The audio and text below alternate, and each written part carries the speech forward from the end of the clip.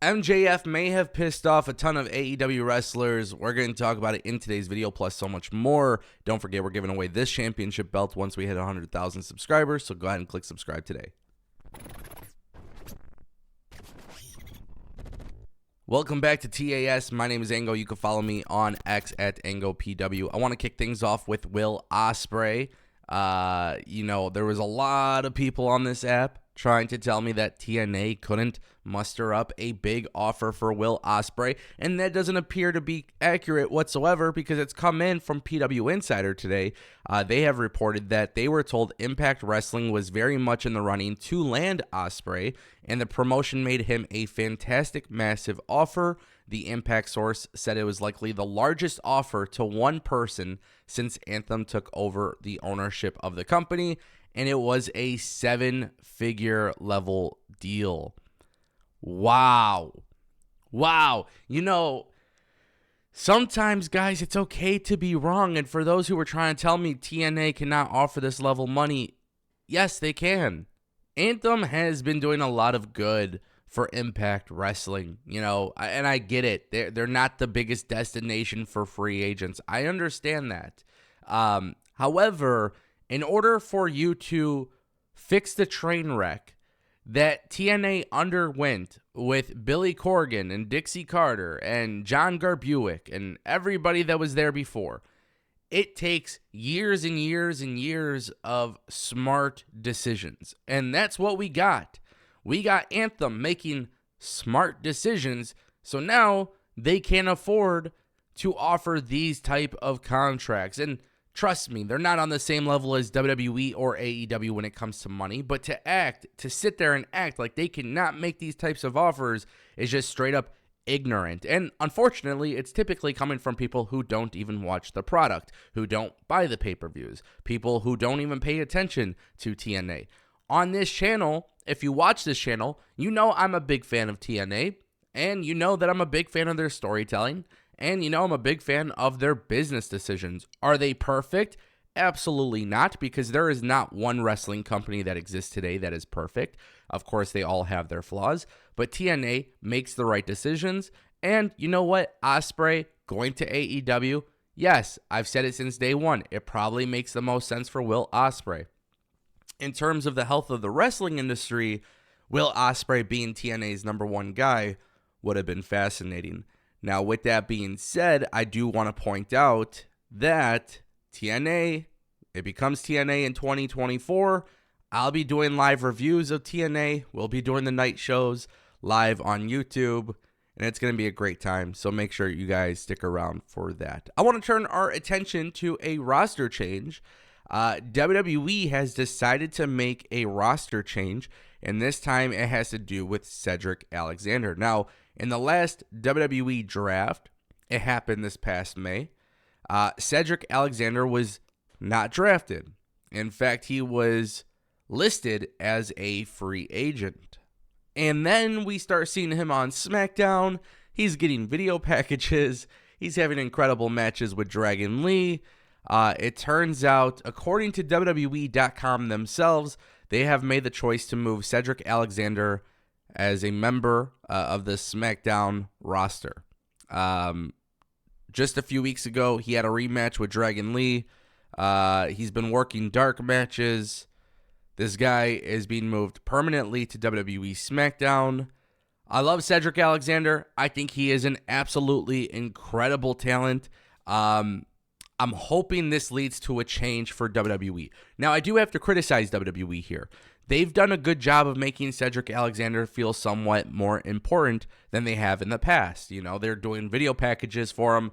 They're putting him in these big matches with Dragon Lee. Yes, he is being used to help progress Dragon Lee, and I totally understand that. But I think WWE, not only would it help Dragon Lee, but it would actually help Cedric Alexander as well. Announce that he's been moved to SmackDown. Do a backstage segment with Nick Aldis. Nick Aldis should shake his hand and say, hey, I'm very impressed with what you're doing. Here's a contract. No longer a free agent. Let's put you on SmackDown. Even if Cedric Alexander is going to put other people over, it still makes Cedric Alexander look like a legitimate competitor that is, useful for SmackDown. And I would just love to see WWE incorporate this somehow on TV.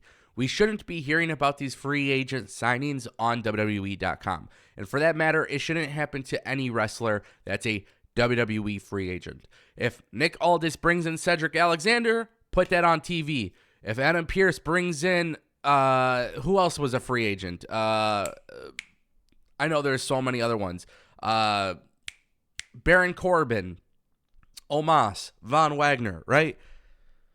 Put it on TV. Hey, welcome to Raw. Welcome to Raw. Welcome to SmackDown. Put it on TV. It makes a lot of logical sense, and it kind of presents itself as a big deal to the audience when these guys are being given TV time in that type of situation. Me personally, that's how I would go about it. Nonetheless, I love Cedric Alexander. I think he's a hell of a talent. I think right now you can do a lot of great matches with Cedric Alexander, and there's a lot of great things you can do as you go into these pay-per-views, because you got to remember, pay-per-views are getting, they're getting these massive matches on there, and then TV is kind of getting like the matches that don't make the pay-per-view, but they're still worthy of pay-per-view. You could do that with Cedric Alexander. You can afford the TV time to give him, and I want to see them do something with him at some point. Guys, MJF is getting a ton of heat on social media, and interestingly enough, it's coming from his own coworkers. Britt Baker, Jack Perry, Sammy Guevara have all liked a tweet that was criticizing MJF. Basically, MJF being this babyface guy, he didn't sleep, he's in a shit ton of pain, he can't get comfortable, and then he says something about restoring the feeling, and this tweet is obviously in regards to AEW going back to its original vision of being a more sports-centric product, because that seems to be the talk here. AEW restoring the feeling. They kind of lost touch with themselves. Now they're kind of getting back to where they should be.